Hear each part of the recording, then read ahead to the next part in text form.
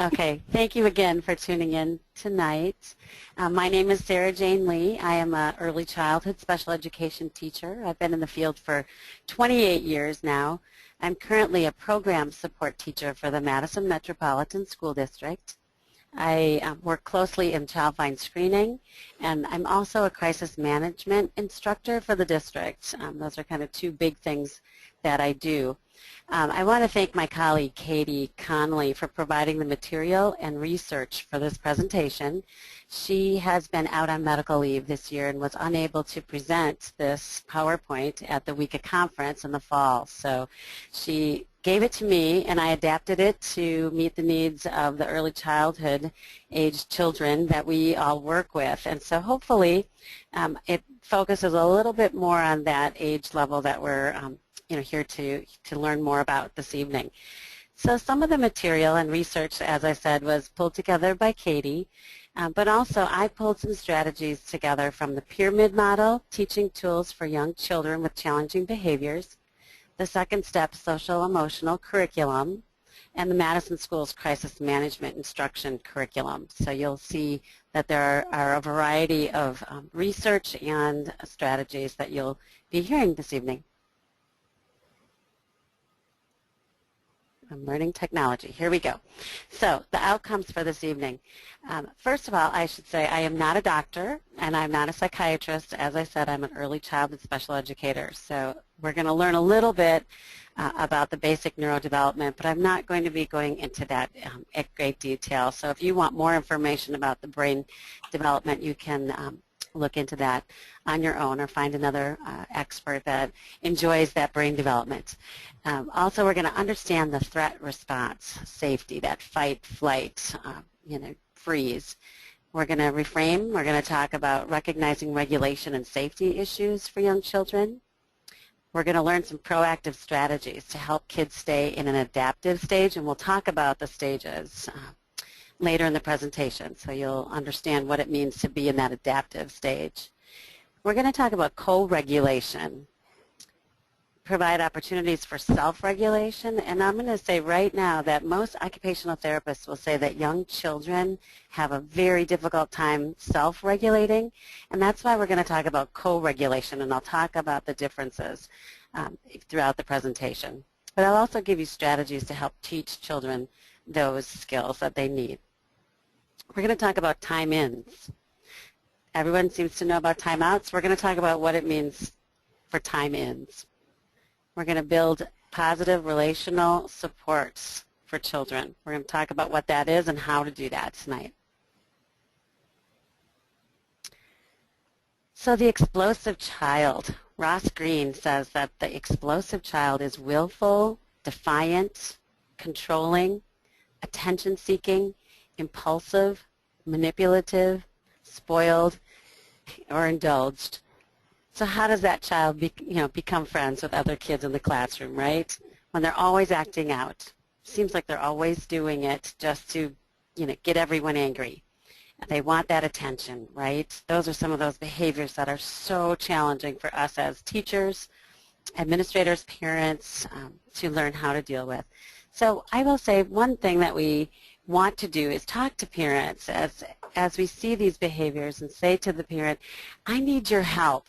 I need you to know that I want your child to be successful. Here's what's happening. What do you do when this happens? So a very different approach than what we, and I know I have often done in the past, where I've said, oh, your child did this today. He hit kids today. Instead, think about talking to parents about, oh, I need help in the classroom. This is what's happening. Do you see this? What do you do when it happens? So really involving those parents and helping you to figure out what's happening and why it's happening. Travis Wright from the UW-Madison said that the kids who need us the most are almost always the most difficult to like. Look at that kiddo. Those explosive kids, right? They explode over little things. They have outbursts or tantrums, the physical and the verbal aggression. And oftentimes physicians will give them a diagnosis such as attention deficit hyperactivity disorder or ADHD, oppositional defiant disorder, ODD, mood disorders, etc. School districts sometimes will look at impairment areas such as emotional behavioral disturbance.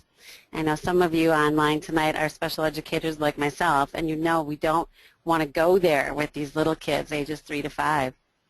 But often when these kids have trauma, these behaviors of explosion, that's the only impairment area that we can even consider looking at. However, it may be impacting, these behaviors may be impacting other areas of development. And so we might be able to look at another impairment area, such as significant developmental delay.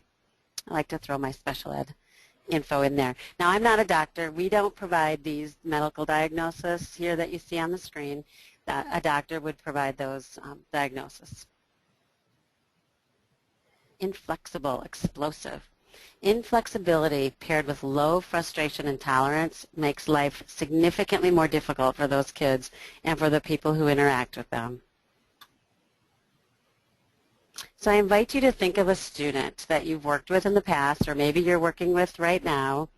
And as we go through the presentation, I'd like you to think about how this student impacts your classroom or your home daycare, wherever they are, their home, their family, their friends. I love that picture. She's powerful. So what if the child's behavior is a clue and not the problem?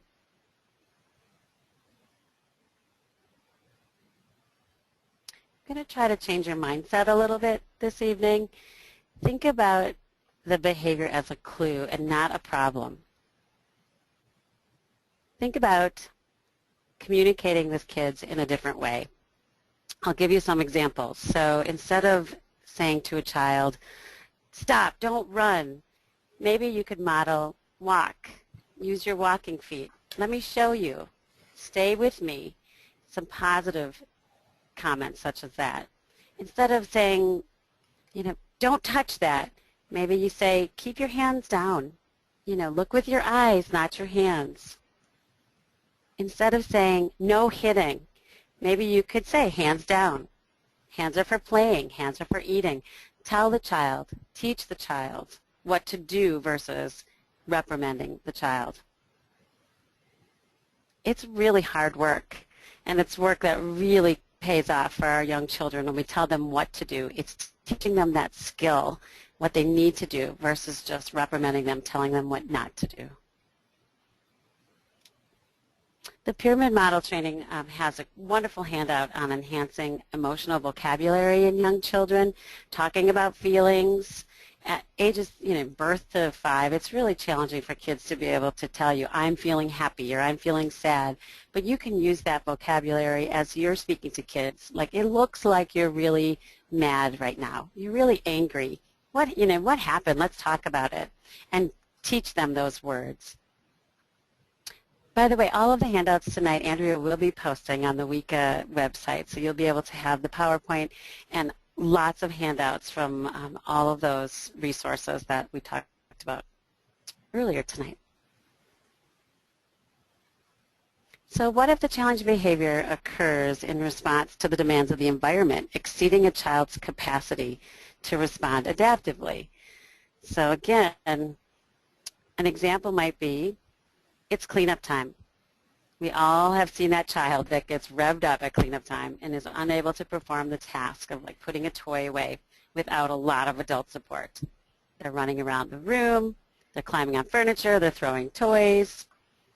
Who knows? They may be doing this because they're overstimulated with all the commotion that's going on in the classroom. Maybe we don't know why they're doing it, but do we need to know to help the child? I'll give you an example of a child who did have difficulty at cleanup time. I used to be itinerant, and I went into different preschool programs to service kids with disabilities, and every day the teacher would turn off the lights just a couple minutes before cleanup time. And this little girl that I would see, she would just scream and get so upset when the lights would go off. I didn't know why she would get upset about it. So we put a little visual by the lights that said, lights go out, 2 minutes, the number 2, clean up toys, and then there was a picture of the circle rug. And it just helped calm her so much to have these visuals by the light switch.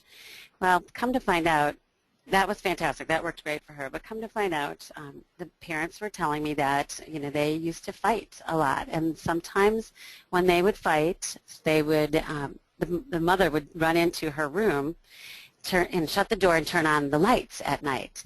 And then she'd be yelling at her husband through the door. And then when they would stop yelling, she would turn the lights back off in the little girl's room, and the parent would go back out. So anytime the lights went on and off like that, she thought that her parents were fighting, and it was scary. It was a very traumatic moment for her. So when I found out this information, I said to the teacher, can we not turn the lights on and off for cleanup? Can we think of another thing that we can do that works for all your kids? So she ended up doing a song. She would start the music, and everybody knew that meant it was time to clean up when the music started. And this child did very, very well with cleanup. So it wasn't cleanup that was the problem, or even organizing that task. It was just the lights going on and off to symbolize it's time to clean up. We do have a question, and I don't know if you can answer this, Sarah Jane. Someone's wondering if, just referring to the explosive child, can a toddler be diagnosed with having ADHD? To my knowledge, again, that's a doctor that would diagnose, but I've not heard of a toddler being diagnosed with ADHD. I have had some doctors as early as 3 and 4 say that they show some characteristics of attention deficit hyperactivity disorder, but it's even pretty rare in my experience that doctors would diagnose that early.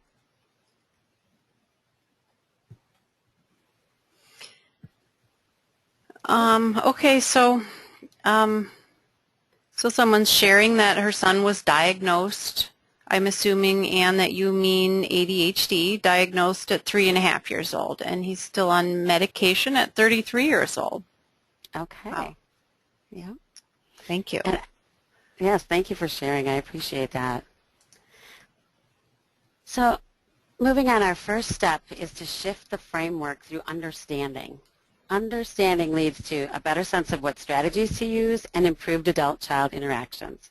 So once I understood in that example I gave earlier about the little girl not liking those lights going off because to her that meant her parents were fighting, we were able to change the expectation, what was happening in the environment. Well, and so I think, Teresa, what you mean, so how difficult is it to get the true nature of a child's reactions? And I'm wondering, do you mean that how difficult is it to learn information like that from a parent? I was wondering how yes. that has to be challenging. Yes. I would say that sometimes you don't need to know. You just need to know that, like for instance, the lights turning off wasn't working. And so I started by trying a visual, which did help. So again, my next step maybe would have been to ask the teacher not to do the lights and try a different strategy. So I didn't really need to know the story about at home when the lights would go on and off and the parent was, the parents were fighting. So I would challenge you to think about that too. Understand that you're not going to always know what the true cause is and how to provide strategies to help these children. But if you have a good relationship with the child and the family, you can sit down sometimes and you can, ask those hard questions. Do you want to share with me? Can you give me information? I need your help. That goes back to one of my handouts that you'll be receiving about how to talk to parents versus how not to talk to parents. So, we want to, say we need your help. We want your support. What can you tell me about? Those kinds of things. Okay. So how are inflexible, explosive kids different from other kids? Well, shifting from their own agenda to others' agenda often induces for them an unimaginable, intense, debilitating level of frustration. And often we don't know why it happens. It's very impulsive or inconsistent or unpredictable, right? I'm sure you've seen, think about your student. I'm sure you've seen some of those. outbursts, and we just really don't know why. I used to, again, work in lots of different preschools, and I was at a Head Start program once, and a little boy jumped up onto a bookshelf, and the teacher went over, and she said, "Oh, honey, do you need a hug?" And she got him down, and she gave him a sweet hug, and I thought to myself, years ago, I thought to myself, what is she doing? Why isn't she yelling at him? Why isn't she reprimanding him, saying, get down, feet on the floor?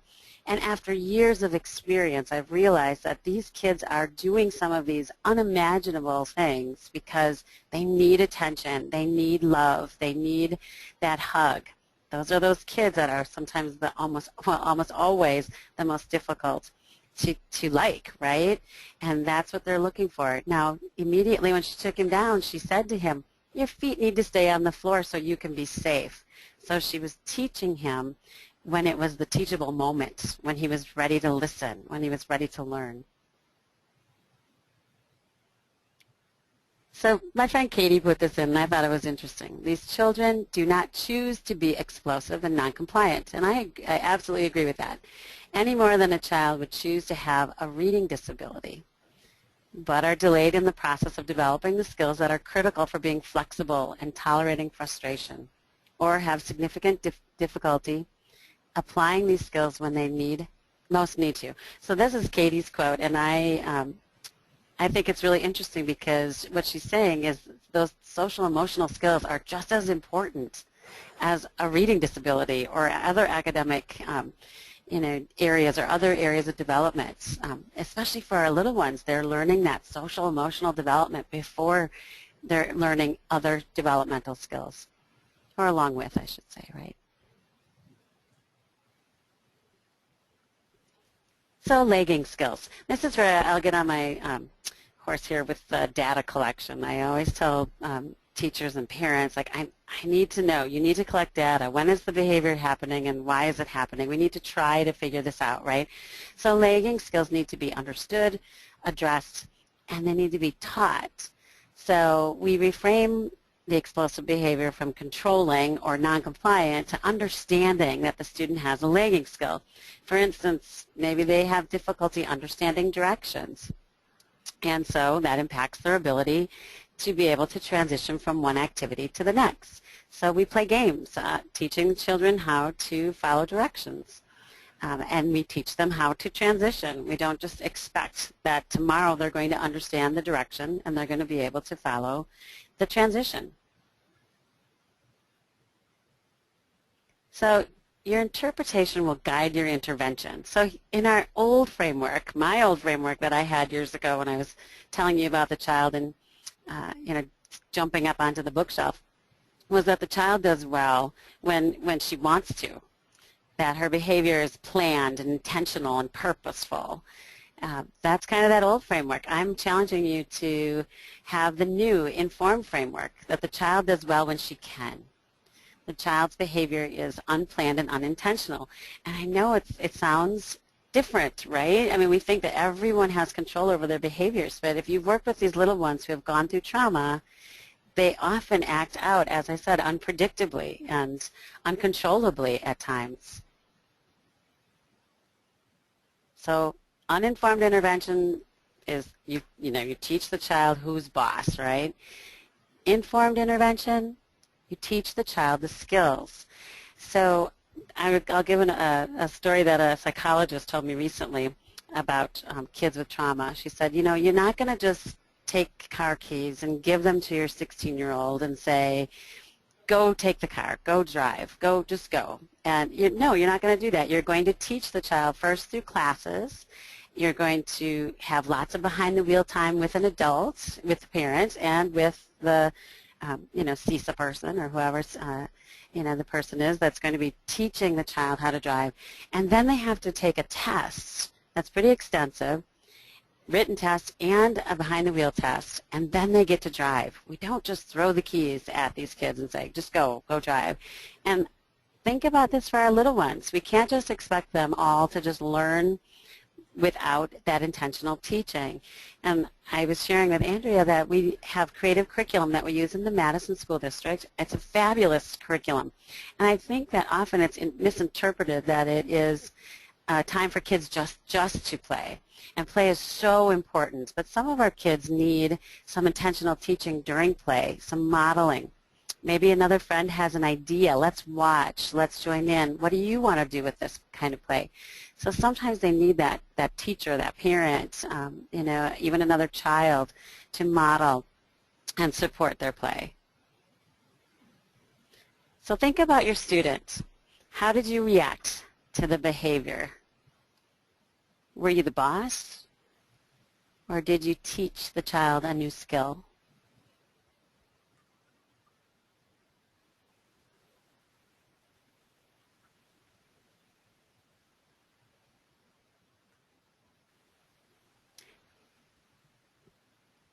If you ask my own children, my daughter would say that I was always the boss. And I didn't want to be that as a parent. But sometimes we just want our kids to do what we say. We want to be the boss. They should listen to us. We're the adults. But have we taught them the skills?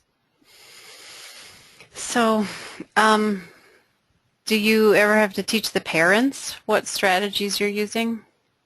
That's a fabulous question. Absolutely, we need to work with parents. And again, that goes back to talking to the parents about their child. This is what's happening, and this is what I'm trying at school. What do you think? Is this going to work? Can you try it at home? And sometimes, I would say a lot of the time parents are very receptive to that because they're having difficulty at home as well. Karen wonders, can you describe or clarify what types of trauma these young children may have experienced that now affects their behavior? Yes, I have a whole list of them coming up in the PowerPoint. And then there's also this, who would be the most appropriate professional to address trauma in a birth to 3 program? Well, in a birth to 3 program, if you've had any experience, now it could be any one of the therapists. It could be an occupational therapist, a physical therapist, a teacher, a speech therapist. They decide in their program who would be the best person to work with the family. And it really often depends on their experience and their knowledge in that area. I know in the Madison schools, when we're working with kids ages 3 to 5, we do have social workers and psychologists that we can utilize. And sometimes we ask for their expertise and support when we're working with families who are dealing with trauma. Okay. So trauma-informed practices. It's a continuum of knowledge. I love this picture. This shows this road that's going off a cliff here. It's just years and years of personal experiences, learning through your own experiences. It's expertise, it's research, it's so much work, right? And it just takes a lot of time to change that mindset and that understanding. Again, what if that behavior is a clue and not a problem? Thinking of it in a different way. So to become trauma-informed, you have to shift your perspective on behavior. You have to integrate trauma-informed practices into daily routine, and we're going to talk about some of those coming up. So why? Because research shows that these little things can make a big difference for many of our students. And how are we going to do it? We're going to educate ourselves so we can create a safe and caring climate for children and their caregivers. So we're going to talk about how we do that. Trauma. So here's a few definitions for trauma. A physical or psychological threat or assault to a child's physical integrity, sense of self, safety or survival, or to the physical safety of another person significant to the child. And we're going to talk about what those might be in just a little bit.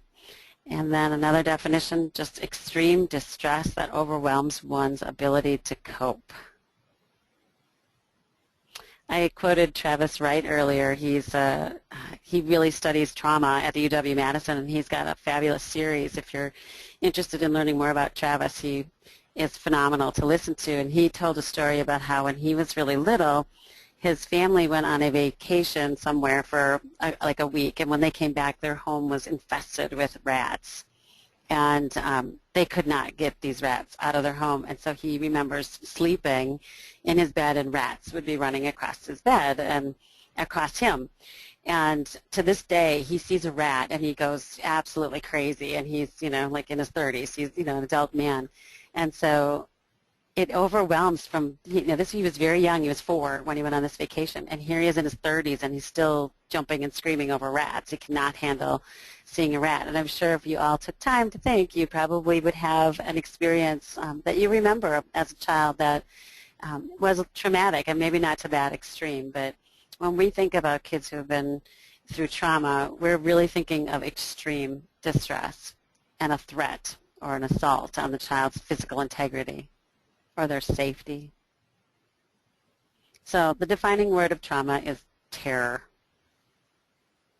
Bill Steele says it's terror, absolute fear for these children.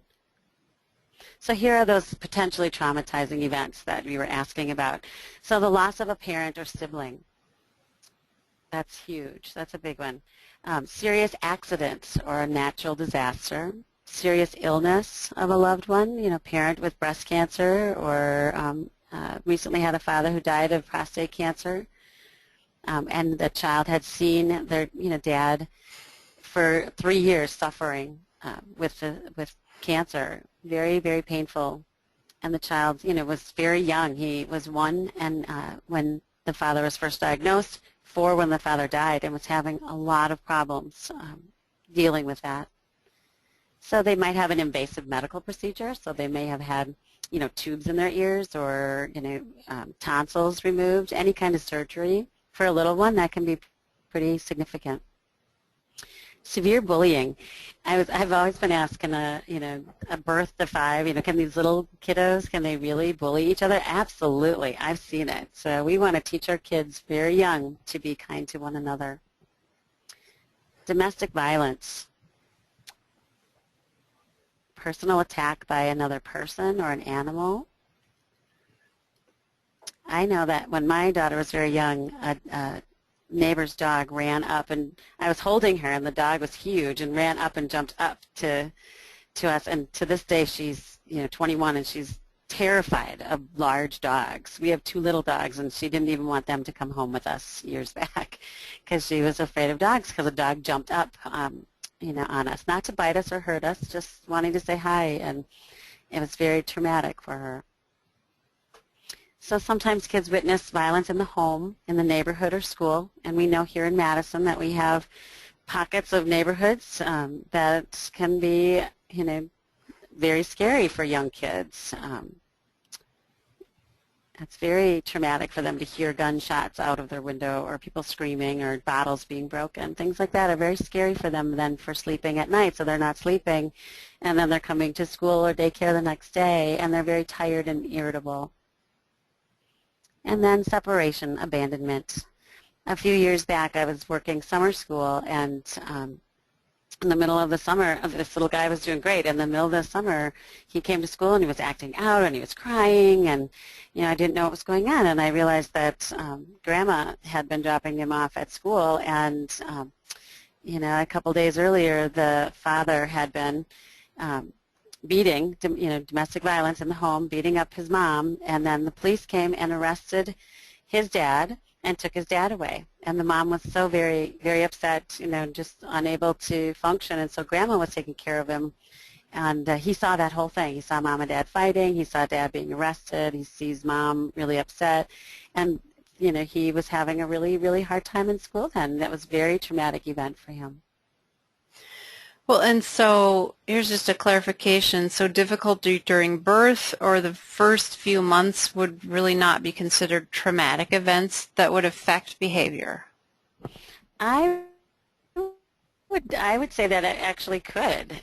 Definitely. I don't have a lot of research or information on that, but I would definitely ask you to, look into that a little closer. We know that these little preemies that go through a lot of poking and prodding when they're just born, that can be quite difficult and challenging for parents and their little ones. So, yeah, I would say that's pretty traumatic. And we've had a couple questions about parents. What do you do when parents are in denial and they say that they don't see the behavior at home? Well, and that goes back to forming that relationship with parents, doesn't it? Because it's really hard to be able to say to a parent, you need to listen, or this is happening, and you need to, understand this. So it takes time. Sometimes the behavior doesn't happen at home. It is happening at school. Maybe they're an only child, or it's a small family dynamic at home, so they're not acting out. And at school, there's 18 kids in a classroom, and they're not getting the attention that they're wanting, so they're seeking it out and taking it out more at home, in school. I'm sorry. So that could happen. And so where do you recommend a family or group child care center should go for support if the child is not school age? Well, there's several options, actually. As some of you probably know, there's child find screening. And as I mentioned earlier, I do child find screening for the Madison Metropolitan School District. So all families can come to us, and we look at overall development. And if they have concerns about trauma, behavior, we have several options in the Madison schools. So one might be that we provide some resources and some strategies for parents to try. Another option might be that we offer a regular ed teacher to go to the preschool and the home to provide some ongoing strategies, so more of a consultation type, not direct instruction, but consultation. We used to call that our RTI coaches, response to intervention coach. The name keeps changing. Multi-tiered systems of supports is now another term that's out there, but we have what we call regular educators, regular coaches. That's an option. And a third option might be an evaluation for special education if we feel like the behavior is extreme and chronic, that's happening over a long period of time. There are other agencies such as the Rainbow Project in town. I don't know if you're familiar with the Rainbow Project, but they often have a waiting list, but it is for children and families who have been through trauma. So your family can call the Rainbow Project, fill out an application, get on the list, and possibly get some assistance, some support from staff who are very well trained in working with kids and families who have been through trauma. Well, and so there's potentially a support person at every school district that a family provider or somebody in a group private center could contact for Absolutely. Support? Every school district has to do child mind screening. It's required by law. So you could contact your local school district, or, the internet is so amazing now. You can type in your area if you're calling from somewhere other than Madison here. You could just type in your area and type in trauma, and you may be able to pop up other resources that are in your area. Because the parent would take the child to child find screening, right? That's correct, yes. So the strategy might be to share that information with parents. Absolutely. And again, in the Madison schools, we might have the parent fill out a permission for us to communicate. And so we might communicate with the preschool program, provide some strategies, and or offer this regular ed teacher then to go into the preschool to provide some of those strategies and supports to the staff. Like I said, not directly to the child, because then that's looking too similar to special education.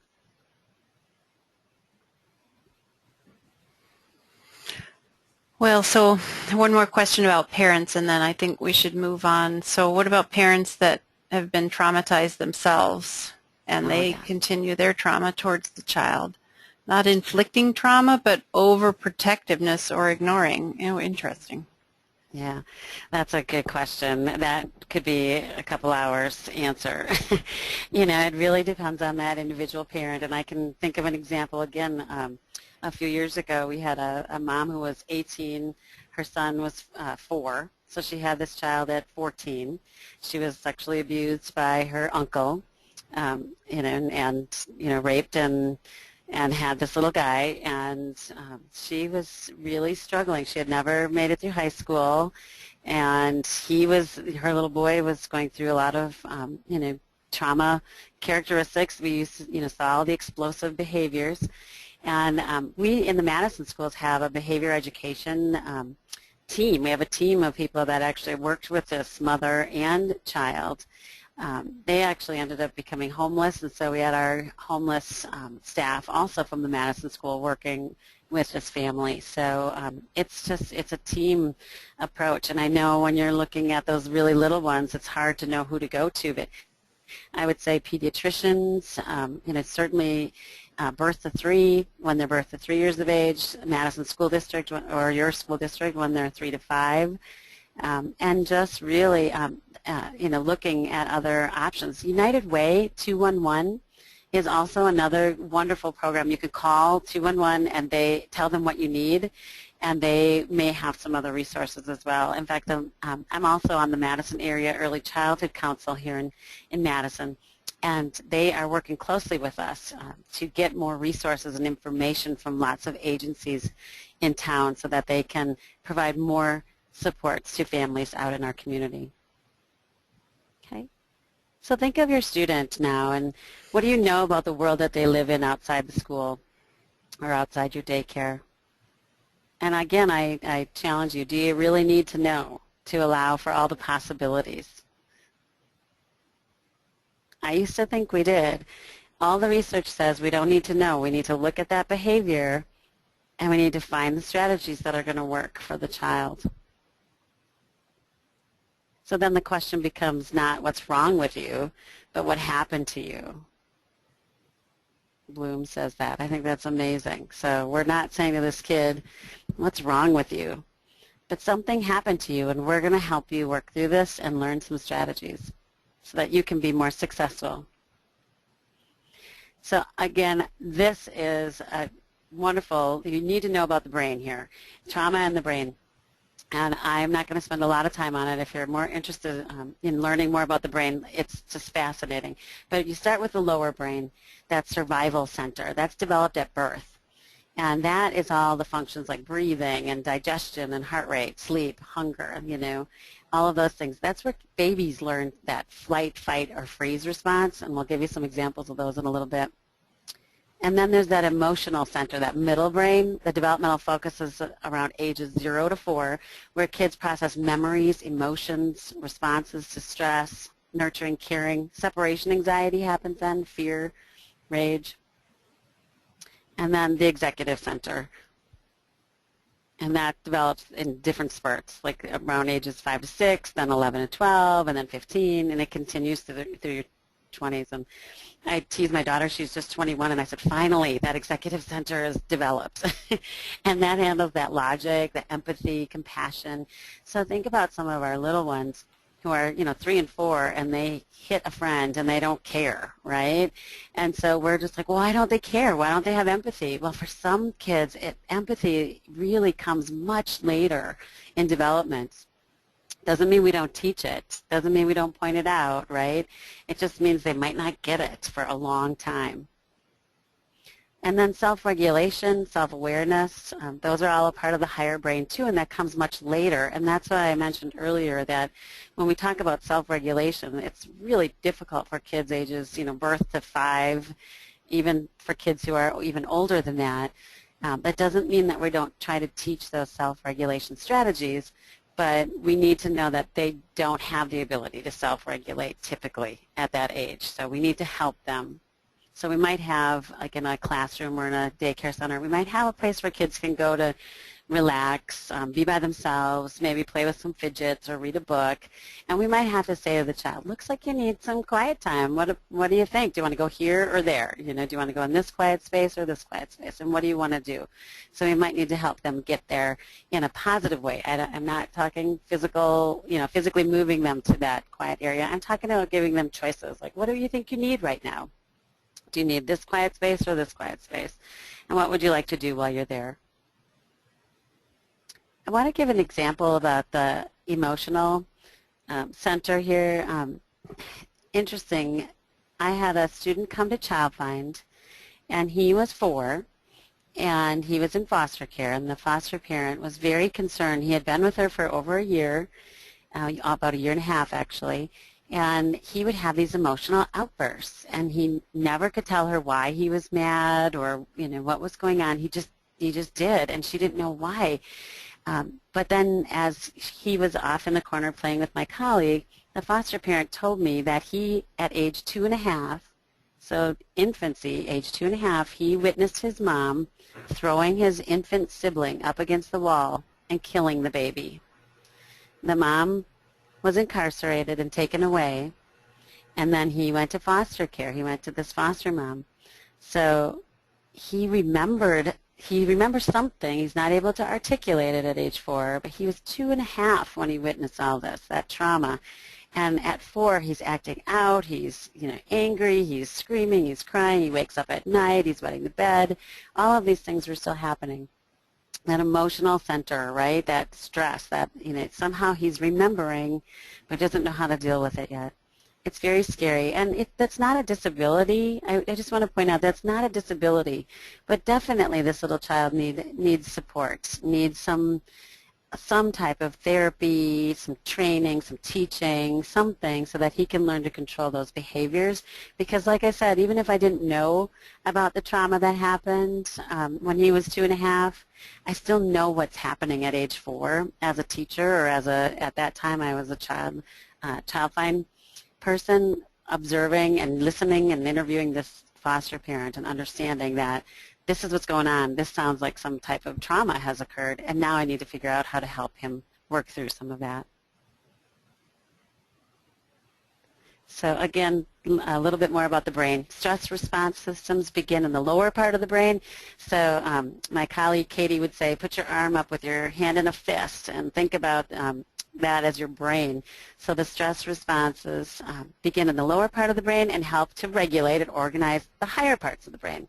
So if the stress response systems in the lower portions of the brain are poorly organized or poorly regulated, then they may dysregulate and disorganize higher parts of the brain.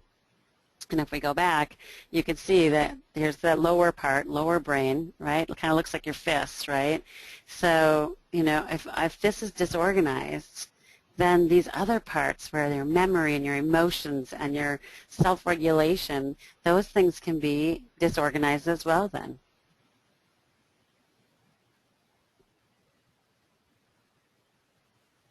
So some adaptive responses to threats. So hyperarousal. So sometimes you might see kids that gear up for action, right? They appear willful, oppositional, defiant, aggressive, like we were talking about earlier. However, sometimes you'll see kids that are disassociative. So they disengage from external world. They attend to their inner world. They avoid, they withdraw, they, have difficulty, soothing. They kind of sit in that fetal position. They're overwhelmed. They're very quiet. I worry about those kids just as much, if not more, than those kids who are acting out. The kids that are acting out, I get it. I understand. When they're quiet, you're not really sure if anything is wrong. It can be hard to sort out. So some researchers say that trauma is another word for pain. Trauma and pain. States of, atomic hyperarousal are just pain, experiences pain. Troubled children are in some kind of pain, and pain makes people irritable, anxious, and aggressive. So think about if you've ever, broken your leg or something, and it's, I actually did break my leg, and it was so painful, and every single day I woke up and I was in constant pain for months. It took almost 9 months for me to rehab to feel like I could walk on my foot without having pain. So imagine that sort of emotional pain every single day when you wake up, and how difficult that is for kids to function.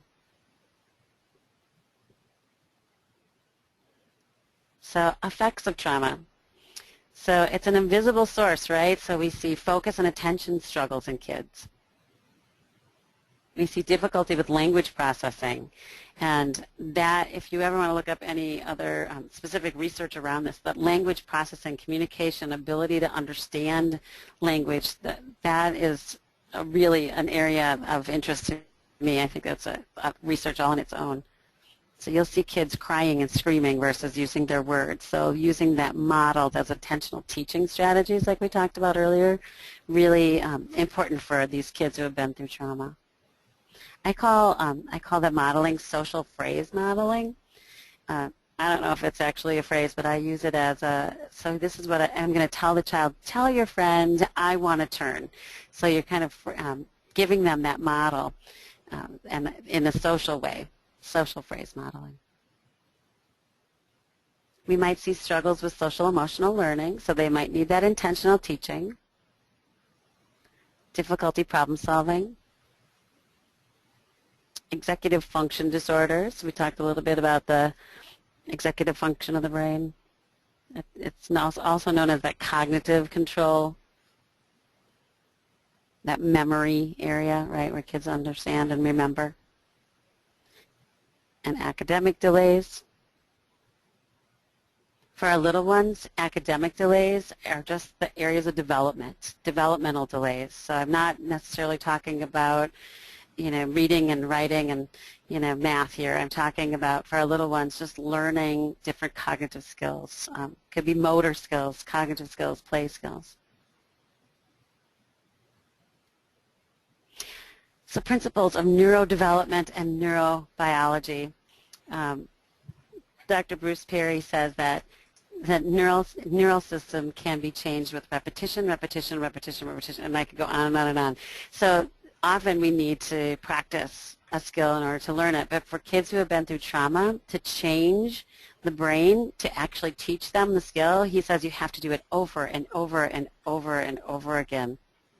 And often those kids really like those patterned and rhythmic kinds of tasks, and so we use things like singing, tapping, just lots of different strategies to help them practice it again and again and again.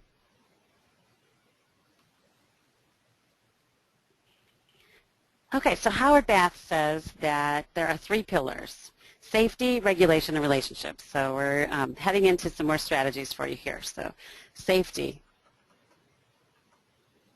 So a sense of safety helps students stay engaged in the present, and we need to front load the safety. So we talked earlier about that brain development and that lower part of the brain where kids need to feel safe and comfortable, those basic needs, right? They need to be fed, they need to be changed, they need help dressing and all of that.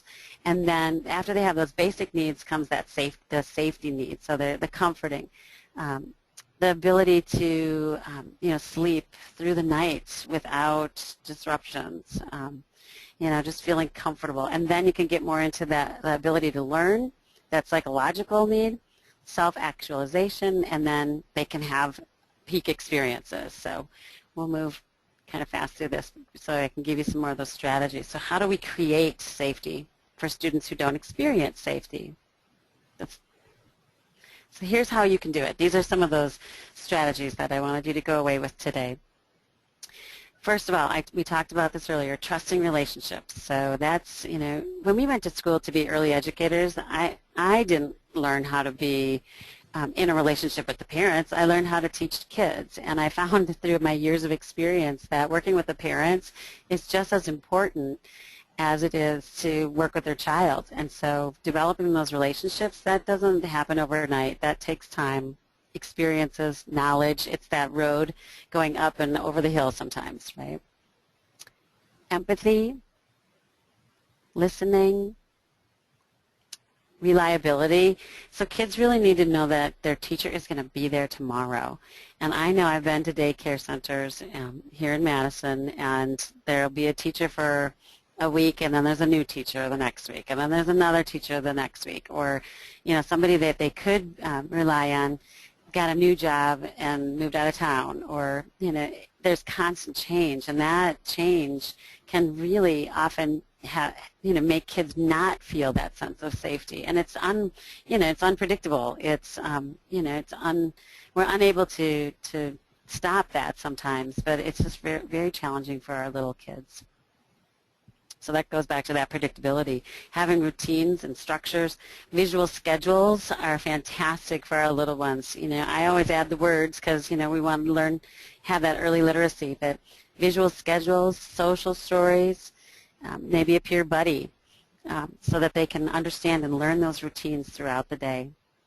Even at home we have routines. I'm sure, if I told you tomorrow morning, if you could just get up and do things a little differently, So before you, go into the kitchen and start your coffee, I challenge you to jump in the shower first instead of having your coffee. And then when you're in the shower, think about, I don't know about you, but I wash my hair first thing. So maybe instead of washing my hair, I'm going to, wash another part of my body first and then go to my hair. And that's just unimaginable to me because I have my routine. I do it the same way every day. And think about, if you had little ones that came to you that are expecting that predictability and that routine, and then you just change it up every day. Like, oh, we're not going to go outside today because it's too cold, right? So we can't, we can't help that. But usually you start with circle time every day, and let's say you don't feel like it. So, oh, we're not going to do circle time today. We're going to go outside, and that can really, make a child feel unsafe in their daily, routine at school. Rules. We need to have rules, right? And sometimes kids can help you set those rules. Like what makes sense in your classroom or even at home. I know I had rules for my kids at home. Have those explicit expectations. Like I expect that you will line up with your friends. You can line up in the front or you can line up in the back. You can line up with a friend or you can hold my hand in the front. So giving kids lots of choices. On the other side here it says building community circles, sometimes parent groups, and I know especially once kids get to school there'll be different, PTOs and things like that families can go to. But this is talking more about like in your classroom. So if you have a large classroom, I know some of our 4K classrooms are 18 students, and so, breaking them down into smaller groups if you have enough adults that can actually do a smaller group and building those communities and finding kids who want to play or interact with certain kids and then helping to build that relationship. That goes back to that intentional teaching, right? So giving the kids the right to pass. I know a lot of times we put kids on the spot, like it's your turn, you have to tell us what you want. Well, maybe saying, giving them the right to pass, saying it's okay to pass, it's just okay. Shared celebrations, restorative practices, inclusiveness, respect for all, appreciation of differences. So respect for all children. I was telling you earlier I teach crisis management instruction, and I had a special ed assistant ask me at my last training in January, why do we have to keep these kids who have significant behavior outbursts in the classroom? Why can't they just go, why can't they be sent home, or why can't they go to the office or go to the safe room or whatever? And I said, we are educators. We are supposed to teach all. We have to teach all. It is our job. It is our work to teach all kids, not just the kids who behave well for us. So, appreciating that fact that the kids that come to you are going to be different, and we have to figure out a way to respect them and to teach them all, not just those who, listen to us, right? Back to who's the boss versus teaching the skills. So, Teresa, I think I know what you mean, but she's asking, can we engage staff members in the same way we engage parents? Like asking for help, doing demonstrations, education, other suggestions? Absolutely. We teach that with our crisis management instruction. We need to all be on the same page about the kids, about our strategies. Often with crisis management, we talk about if I'm working with a child and I'm having a difficult time, then maybe another staff person would come in and take over.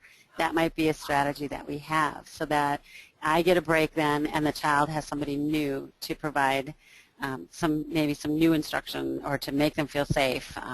In whatever's happening at that moment.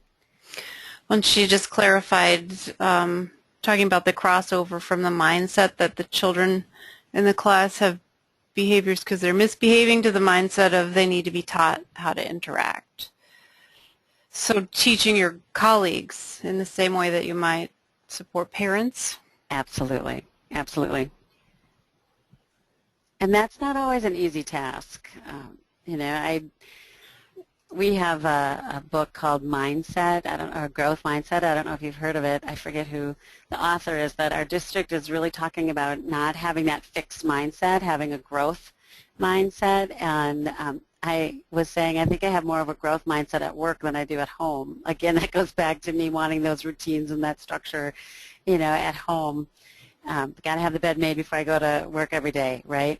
But at work, I can listen to another person's opinion and I can try it, and especially when it's for the good of our children. We need to have that growth mindset. So here's a question just about choices. Can offering children lots of choices be too daunting for the trauma child? Can that create the child to become overwhelmed trying to decide?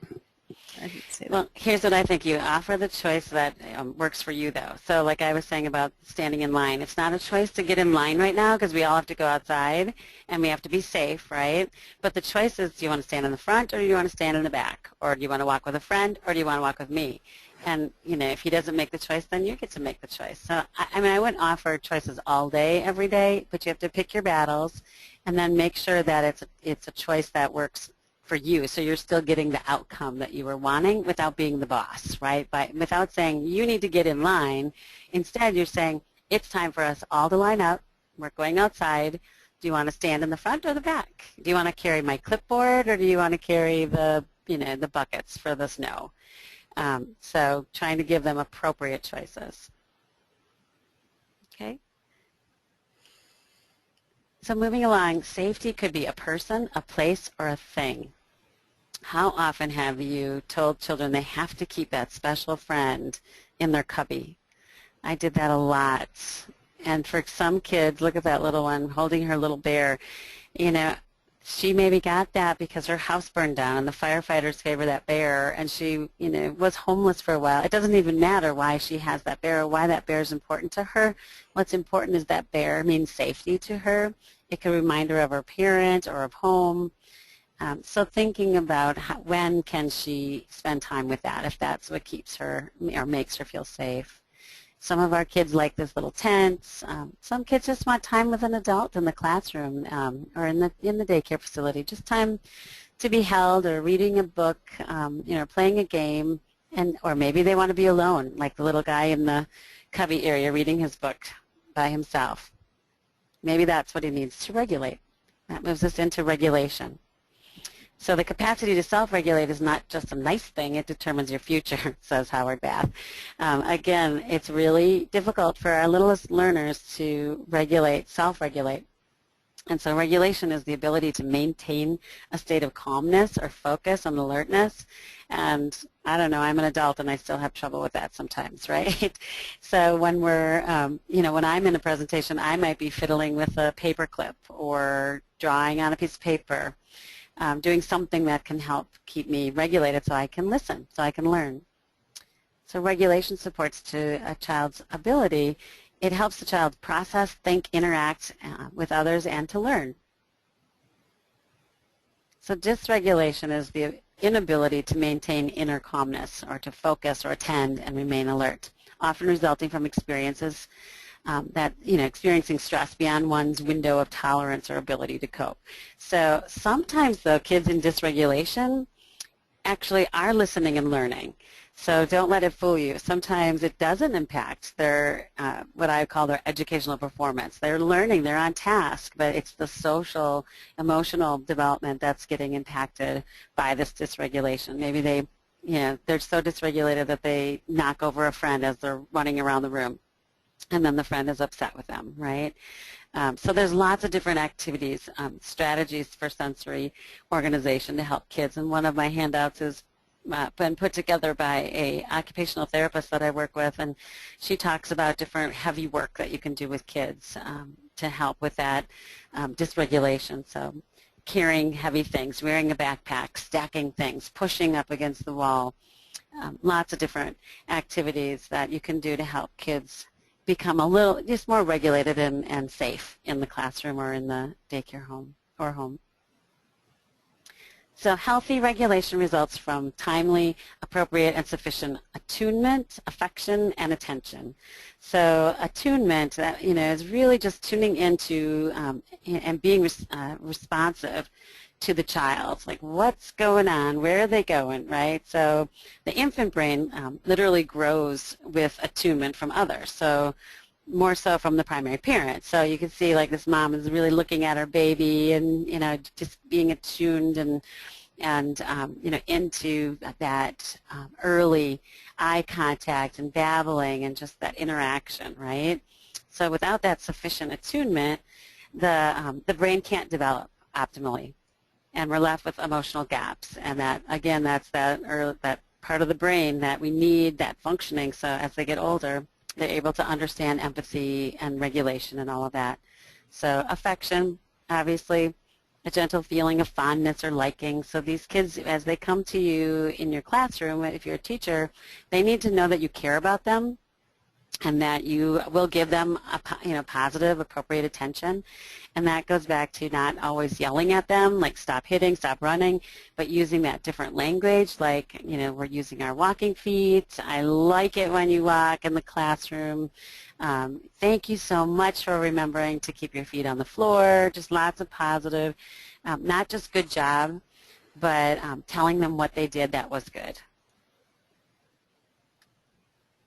So how does trauma change a child's ability to self-regulate? We've already talked a lot about that. So, you know, the fear and the terror are sensory, you know, and visceral experiences. Sensory reminders of a traumatic event can trigger the brain into a heightened survival response. So all of a sudden they look fine, and then all of a sudden they're not.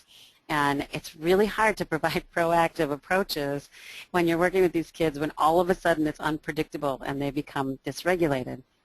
So I don't know if some of you might be into yoga or you know, other calming activities that you could do throughout the day. So you're not waiting for the child to become dysregulated and you know, become explosive like that little one we saw at the beginning of the presentation. So you're offering some yoga, some calming strategies throughout the day.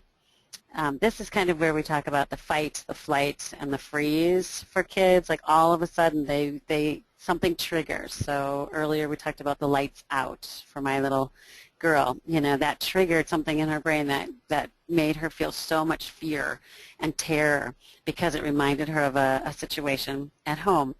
You know, other kids will fight, so they might, you know, lash out if they, you know, are upset or scared. Flight. I have a great example of flight myself. I was with a student at a McDonald's years ago, McDonald's on Odana Road in Madison.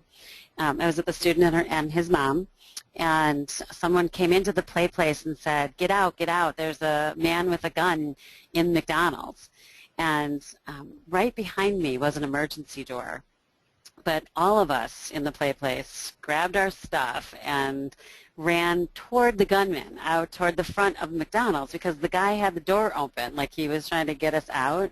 But instead of going out the emergency door where we would have been safe, we all ran toward the gunman and tried to get out of the restaurant as fast as we could. And obviously we were all safe, but you know, it was, you know, your brain, my brain in that matter just became fearful, and there was this terror, and I didn't think logically at all. And for some people, it's just freezing, standing, waiting, like not being able to move, not knowing what to do. I had a friend who had a deer jump through her classroom window during an instruction time, preschool, you know, time. She was doing small groups, and she just froze. And then literally a preschooler was able to get all the kids out of the class and close the door so the deer could be contained in the classroom. And like I said, she couldn't move. An actual 3-year-old helped save her and all the kids in her classroom. So children who don't feel safe may be hypervigilant. We talked about the kind of scanning for that threat or danger. They may perceive threat or danger where we don't see any, so we don't understand why the behavior is what it is at that moment, right? They might exhibit unpredictable anger, aggression, fearfulness, hypervigilance, and that, you know, they can appear very fidgety or unable to concentrate, or they can be very oversensitive. And this is where I challenge you again to think about how to tell kids what to do versus what not to do. And that leads us kind of into, so the very behaviors that help them survive at the time of the trauma can be detrimental to the present school functioning. That's just, so that leads us to the expectations and the capacities. So, you know, we're not going to expect an infant to read, right? And then the grocery store, are we going to be able to expect this, you know, some of our friends to regulate in the grocery store? So what are the expectations for these kids, and what are the lagging skills? Focusing, waiting, independent work, carpet time, handling disappointment. So think about your environment, think about those lagging skills. So think about your student and what his or her lagging skills were. And again, were you the boss or did you teach those skills? Just because I'm watching the time, I'm going to go a little bit quickly, but please feel free to continue to send some questions. So again, I want you to shift the framework. So instead of these kids being needy or attention-seeking, I'd really like for you to think about them being like co-regulating seeking, and we'll talk about what that is. So short, small capacities for independent regulation. So co-regulation means you're going to help the child get regulated. So maybe you're going to be pushing up against the wall with them, or you're going to be wheelbarrow walking, or you're holding their feet and they're walking. You know, maybe you're going to be sitting with them in the quiet area where they can, you know, be calm and playing with a fidget toy, and you're reading a book or listening to quiet music. So regulation activities, neurons that fire together wire together. So therefore, children who live in the persistent state of fear often cannot turn off that survival mode. So that's where we get back into that teaching. Intentionally teaching, regulation, or sensory activities. So that leads me to the yoga. That's, you know, sometimes, you know, teachers just add that into their day, or activities like smell the flowers, blow out the candles to help kids learn to, you know, breathe in a different way, in a fun way. Maybe transition games such as Simon Says, or imitation, carrying something, actually being mindful of teaching them how to do the skill versus just expecting them to do it. There's a great handout that will be on the website about learning environment ideas. So it says, but I've done everything. So it's quick strategies. When you think you've done everything, maybe there's some things that you could try with the students. And again, giving choices, modeling appropriate communication, peer buddies, lots of different things, talking to parents, coming up with a plan together. There's a lot of different strategies on this handout for you as well. So regulation strategies can be spontaneous, so you're responding to the student's need, or they can be planned and based on the, you know, trigger activities or times of the day. So I had a parent this morning tell me in an IEP, Individual Education Program meeting, that her son does really well all morning, and as soon as he wakes up from nap, he is just like the, you know, Tasmanian devil. Like he's just running all over the classroom and destroying the classroom. So boy, that's awesome to know that that's his difficult time during the day. So let's plan for that, and let's come up with something that's going to work for him and the rest of his friends and the staff then. It's great when you know. Sometimes you don't know. Sometimes it just happens throughout the day. So regulating activities help children shift from a state of arousal to a thinking state. So when a child is having a difficult time, it goes back to my little girl when the lights went off and she was crying, that's not the time for me to really, you know, teach her how to get through that state. So I'm going to talk to her beforehand, before the lights go out. These are the pictures of what's going to happen. Maybe she's going to stand by the light switch. We're going to, you know, maybe she gets to turn the light switch off and then tell everybody 2 minutes to clean up. So we're not going to teach her when she's crying and screaming. We're going to teach her when she's in that adaptive stage. And regulation activities are not a reward. They help students get ready for learning. So a lot of teachers tell me, well, he can't just go to the, you know, quiet area when we're doing circle time. He's going to, you know, but he's not, you know, he's going to miss that. He's going to miss all the fun that we're doing at circle. Well, if he's running around the room or jumping on kids during circle time, he's obviously not ready to learn, and then he's taking away from the learning of others. So building in those regulation times or activities for kids throughout the day so that they can be ready to learn is really crucial. So in tune, attune, co-regulate, and teach. Love that picture. So intervening early, be proactive. That's what we talk about with crisis management instruction. We want teachers to be proactive, to support the students when they are good to go, not when they're having difficulty. So I'm going to go a little bit quicker through this piece because I want to get through the information on transitions and then the 4 stages from the crisis management instruction. So Travis Wright from the UW talks a lot about environment. So create an environment that supports regulation. So we talked about it being structured, predictable, and having routines. And so sometimes playtime is a really important time, and most of our programs have an hour playtime, and it's unstructured, unpredictable, and that can be a hard time for our kids who have been through trauma. That doesn't mean they shouldn't get an hour of playtime. That just means that they might need more adult support during that playtime so that they can be successful. So distractions can move a child from one aroused state to a more regulated state, using a sense of humor, talking about an interest, changing an activity or task, offering choices, taking a break or a walk, exercising, music, games, puzzles, Play-Doh.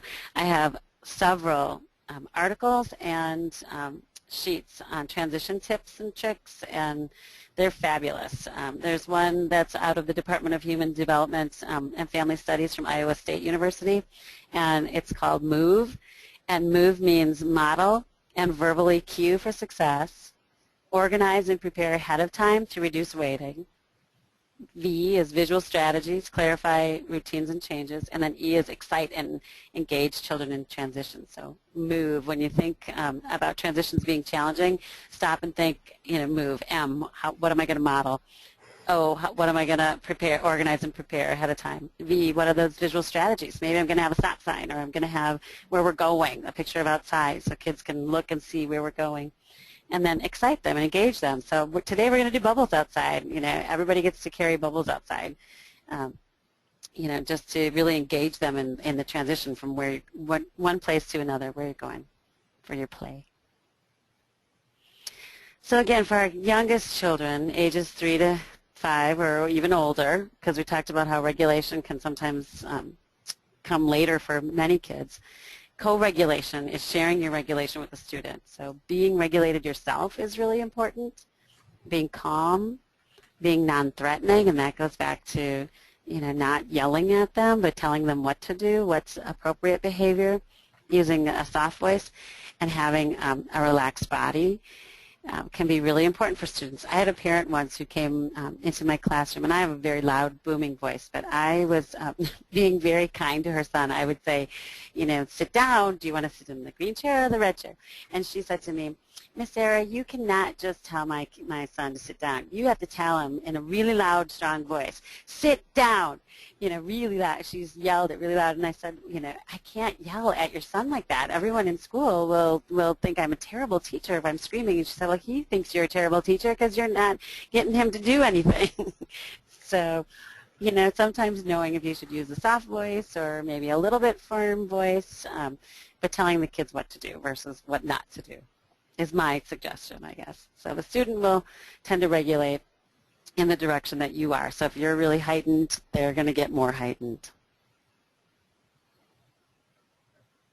So again, we have lots of great strategies for transitions in our handouts tonight. You want to minimize transitions and foreshadow transitions, and then support them with pre-taught routines. I give an example. Every year I do summer school professional development, and a lot of our students in Madison go to schools that they don't usually go to. And so I talk to the teachers about literally taking them outside for a walk around the playground and showing them this is where you can play, and then telling them we do not play. We do not play on the other side of this fence. We have to stay inside the fence. Let's walk around the fence. And the first couple of days of summer school is not even as much play on the playground as it is teaching them this is where you can play. Because in the summertime, and as many of you know, kids with trauma will run. So they'll run off of our playgrounds and into the streets, and we want to keep them safe. And they'll run because they're not feeling safe at school. They're missing their mom. They don't want to be there, and this is their time to escape when they're outside. So supporting those transitions by pre-teaching those kinds of routines and actually playing a game with it. So the next couple slides are really created through our crisis management instruction, and again, they give you some great strategies. So when kids are regulated or in that adaptive stage, like I was saying earlier, they may keep their hands to themselves, engage in learning, participate in activities, smile, they have happy eyes, they might be able to talk, tell you how they're feeling. You can give them, choices, they can make those choices. So, we might say, hey, we might call on them, we might give them single-step directions, praise them, everything's going pretty well. But then that tension stage, their eyes are getting bigger, they're scanning the room, they're starting to move a little bit faster, maybe they're focusing on their peers, maybe they're going to, they're touching their peers a little bit too much. During circle time, they're laying on their peers, kind of poking other kids. So again, we can do some strategies such as give them a job, offer choices, distract them, offer a break. And then there's the early distress, and then there's the distress. Now, for some of our kids who have been through trauma, they jump from being in that adaptive stage to being in distress. Like, we don't even see those middle stages. And that's challenging because we don't know how to be proactive sometimes, or how to kind of stop those behaviors before they happen.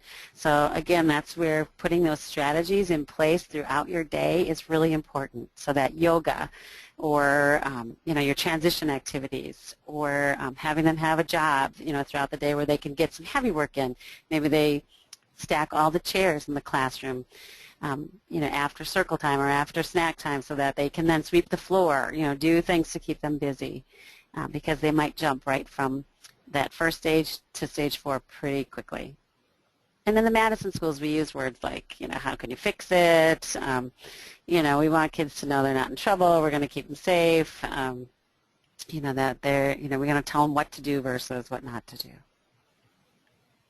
And lastly, and we only have a few more minutes tonight, and I thank you for your time.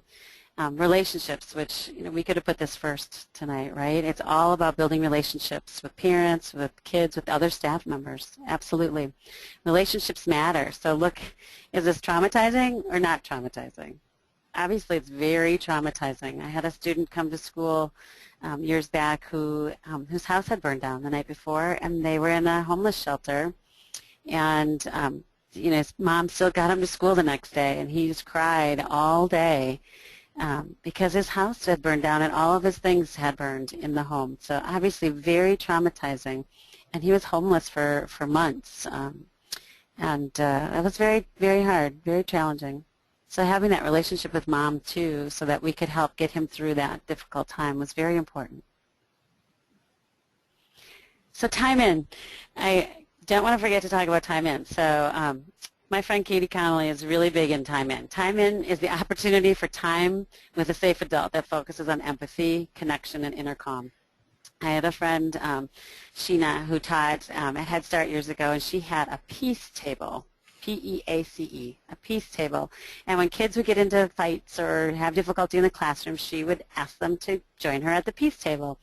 And even though they were only 3 and 4 years of age, she would say, hey, I saw you hit, your friend with a block, that hurt, that hurt your friend. Look, he's crying. And, she'd just kind of talk it through. So instead of that child just going right to a timeout, she used it as a teachable moment to say, hey, I care about you. I saw this happen.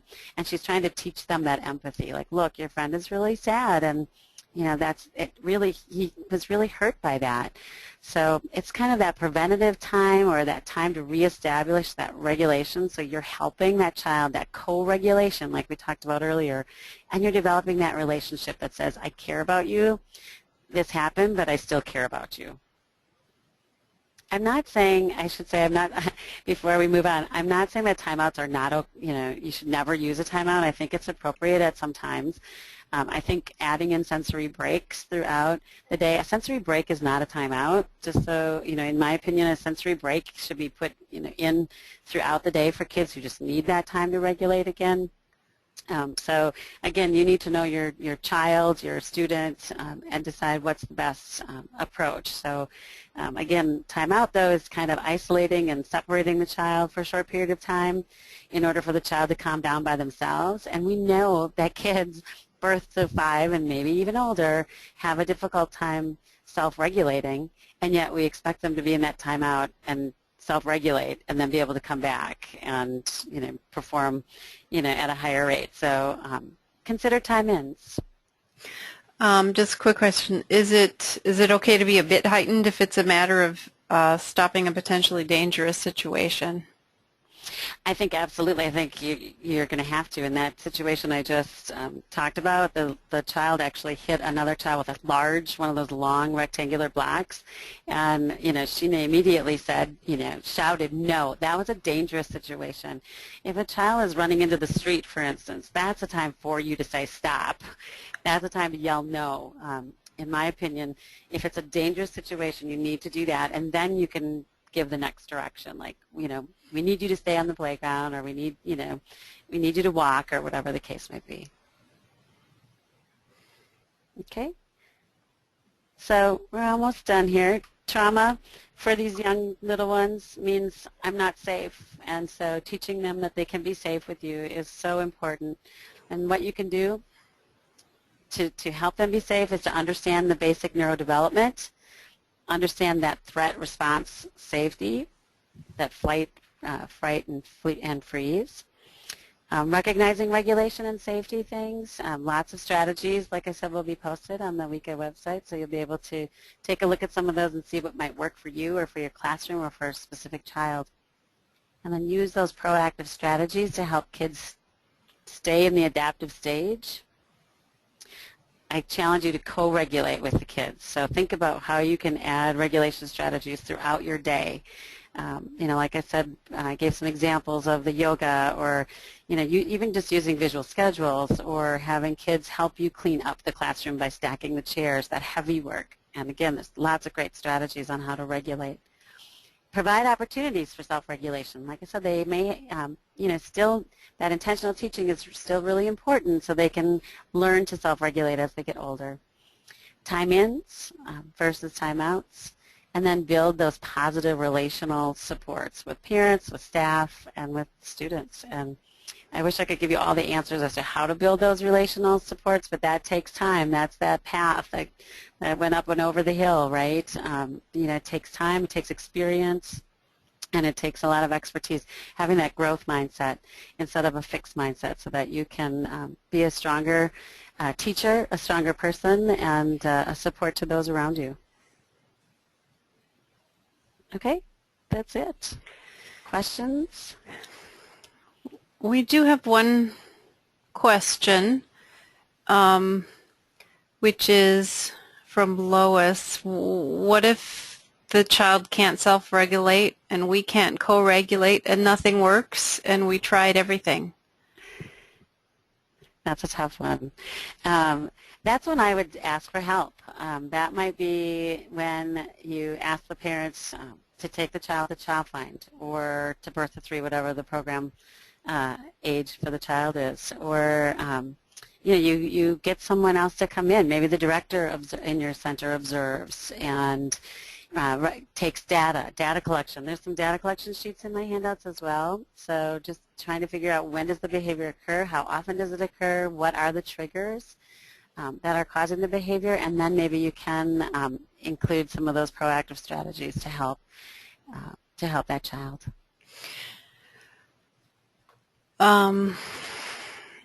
And so for our family providers who are often alone, the only adult there, what do you suggest? So that might be a time for you to consider, like a refrigerator box or a tent, or setting up some, if that's allowed and with your licensure, to have places for the child to go to take a break. And again, it's not a timeout, but to be able to go and take a break and have some fun things like fidgets and things for the kids. Even if you are in a child care center, all kids can come to Child Find screening.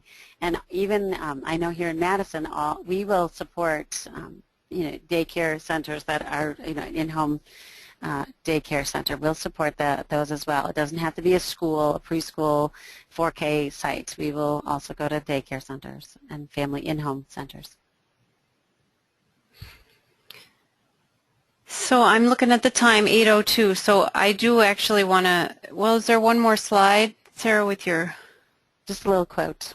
Whether you're a preschool, this is from Mr. Rogers, whether you're a preschooler or a young teen, a graduating college senior, or a retired person, we human beings all want to know that we're acceptable, that our being alive somehow makes a difference in the lives of others.